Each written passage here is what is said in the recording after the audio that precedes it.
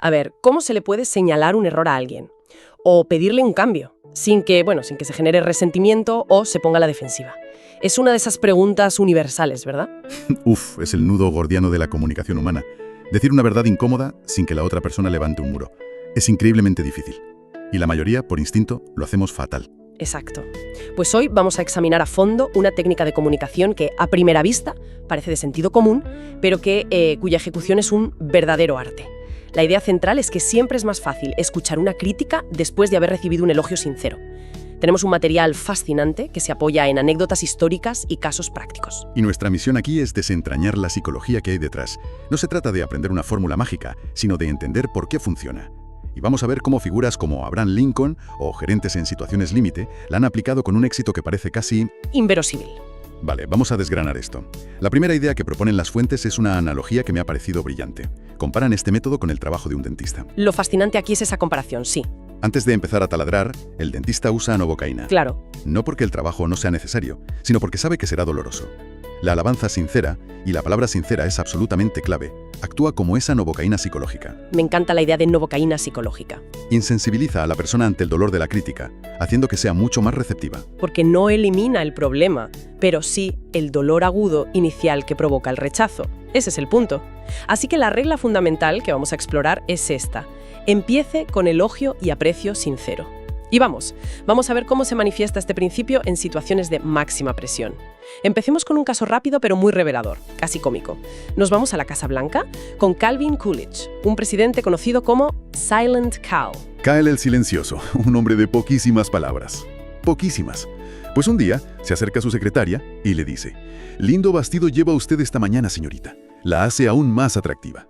Hay que imaginarse la escena, viniendo de un hombre que apenas hablaba. Ese cumplido debió de resonar en el despacho como un trueno.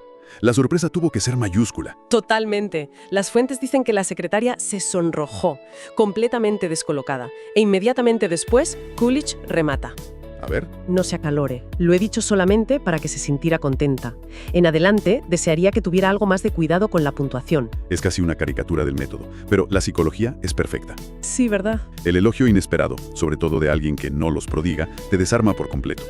En ese momento de sorpresa, la mente se abre y la sugerencia posterior no se percibe como un ataque. Aterriza en un terreno que ya ha sido, abonado con aprecio. Exacto. Aunque tengo que decir que esa segunda frase, lo he dicho solamente para que se sintiera contenta, hoy sonaría, terriblemente condescendiente. Absolutamente.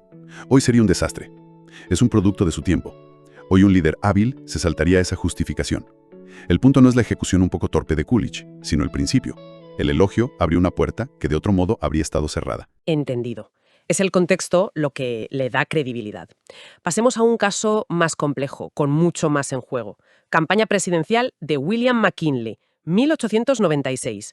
Un miembro muy importante de su partido escribe un discurso. Para él, una obra maestra. El clásico caso de alguien que se ha enamorado de su propia creación. Un peligro enorme en política. Un peligro total. El discurso políticamente era un campo de minas. Publicarlo habría sido un desastre. Así que McKinley tiene un dilema. Tiene que rechazarlo sin herir el orgullo de un aliado poderoso. Una situación que cualquiera en un puesto de responsabilidad ha vivido. ¿Cómo dices, esto no sirve a alguien que ha puesto su alma en ello? ¿Cómo lo manejó? Con una diplomacia exquisita. En lugar de decir, esto es un desastre, lo recibe con un elogio efusivo. Le dice, amigo mío, ese discurso es espléndido, magnífico. Nadie podría haber preparado uno mejor. Primero valida el esfuerzo. Protege su ego. No ataca a la persona. Exacto. Y solo después de ese gran elogio plantea una pregunta sutil, casi como si pensara en voz alta. Pero, ¿se presta para la situación actual? ¿Desde otro punto de vista sería prudente pronunciarlo en este momento? Es una diferencia abismal. Fíjate cómo cambia el foco. Sí. No es tu discurso es malo. Es adecuado para este contexto. Transforma una confrontación en una sesión de estrategia conjunta. Y la jugada maestra final le pide que lo reescriba, dándole indicaciones claras. El resultado fue que el hombre no solo no se ofendió, sino que se convirtió en uno de sus oradores más eficaces. Esto es, pura inteligencia emocional aplicada a la estrategia. Una crítica directa habría creado resentimiento. Este método generó lealtad. Y si hablamos de diplomacia bajo una presión insoportable. Tenemos que hablar de Lincoln. Ahí es donde se pone realmente interesante, sí. La carta de Abraham Lincoln al general Joseph Hooker. Enero de 1863. Para entender la genialidad de esta carta hay que entender el contexto. La situación era absolutamente desesperada. Desesperada es poco. La nación estaba al borde del colapso. El ejército venía de una derrota humillante. Los generales fracasaban uno tras otro. La desmoralización era total. Y en ese caos, Lincoln nombra a Hooker comandante del ejército más importante, pero sabe perfectamente con quién está tratando. Hooker era valiente, sí, pero también era un problema andante. Muy ambicioso, muy crítico con sus superiores, incluido Lincoln. Y lo más grave, había sugerido en público que el país necesitaba un dictador militar para ganar la guerra. Pensemos en esto. Lincoln le entrega el poder militar a un hombre que coquetea con la dictadura en el momento de mayor debilidad de la democracia. Tenía que corregirle, alinearle y motivarle. Todo en una sola carta. Cada palabra tenía que ser perfecta. Y lo fue. La estructura de la carta es una clase magistral. Empieza, como no, con la novocaína. Exacto. El primer párrafo es puro elogio. Lincoln escribe: «Creo que es usted un soldado valiente y hábil, cosa que naturalmente me agrada». Y sigue: «También creo que no mezcla usted la política con su profesión. Tiene usted confianza en sí mismo». No le está dorando la píldora. Le reconoce de forma sincera las cualidades que le han llevado a ese puesto. Está estableciendo una base de respeto. Y solo después de aplicar esa anestesia viene la cirugía. De precisión. Escribe: «Hay ciertas cosas a cuyo respecto no estoy del todo satisfecho con usted. Qué forma tan elegante y directa. Es increíble la franqueza». Le recuerda cómo socavó a su anterior comandante y le dice que eso fue un grave daño al país. Y luego aborda el elefante en la habitación, la dictadura. Y lo hace con una genialidad asombrosa. No lo acusa, no lo amenaza. Lo desafía. El cierre de la carta es lo que la eleva a otro nivel. Desde luego. Escribe: «He oído que usted ha dicho que tanto el ejército como el gobierno necesitan un dictador. Naturalmente, no ha sido por eso, sino a pesar de eso que le he dado el mando». Y el remate final. Solo los generales que obtienen triunfos pueden erigirse en dictadores. Lo que pido ahora de ustedes es que nos dé triunfos militares, y correré el riesgo de la dictadura. Es una frase para la historia. Es como decirle: tus ambiciones son peligrosas, pero las entiendo. Quieres poder. Gana batallas. Demuéstralo en el campo, no con palabras. Es una pieza de comunicación perfecta. Reconoce el talento, corrige los defectos y alinea los intereses del individuo con los del colectivo. No hay una palabra de más ni una de menos. Vale, está claro que esta habilidad es crucial en la alta política.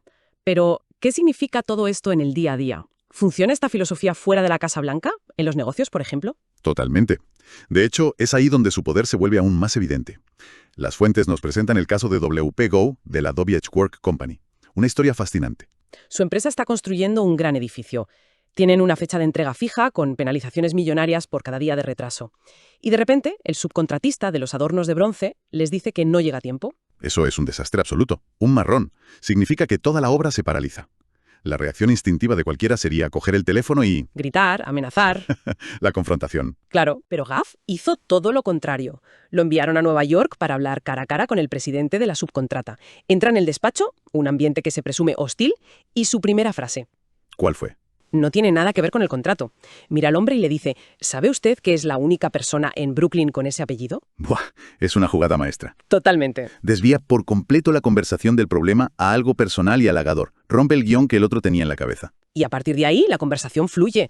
Hablan de su familia, de sus antepasados, luego Gaff elogia la fábrica, su organización, admira unas máquinas que el propio presidente había inventado. No mencionan ni una vez el motivo de su visita.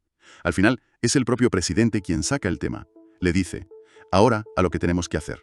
Él mismo. Él mismo. Puede volver a Filadelfia con mi promesa de que el material será fabricado y despachado a tiempo, aunque tengamos que retrasar otros pedidos. Obtuvo todo lo que quería, sin ni siquiera tener que pedirlo. ¿Qué ha pasado ahí? Al empezar con aprecio, Gow cambió la dinámica. Ya no era un cliente enfadado contra un proveedor.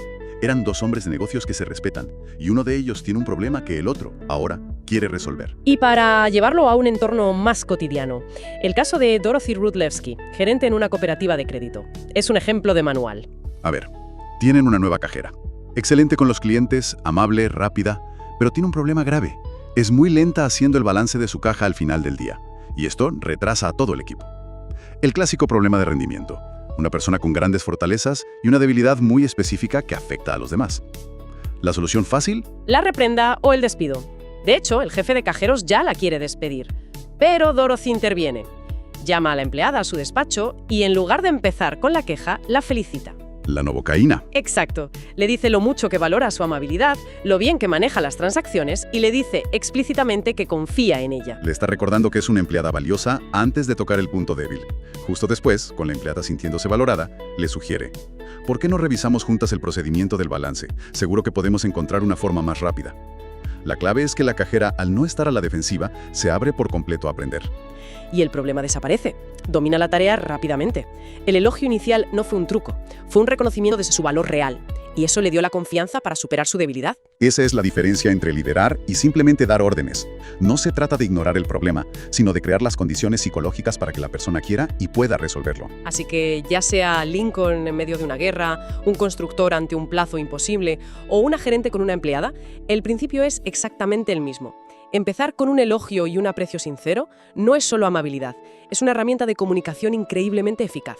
Es, como decíamos al principio, la novocaína que permite abordar los problemas sin causar dolor o resistencia. Prepara el terreno para que el mensaje correctivo sea escuchado y, lo más importante, aceptado. Una herramienta que parece sencilla, pero que requiere una inteligencia emocional enorme para aplicarla bien. Exacto. Ahora bien, las fuentes presentan esta técnica como una forma poderosa y positiva de influir en los demás. Pero, para terminar, merece la pena plantear una última cuestión. Dime.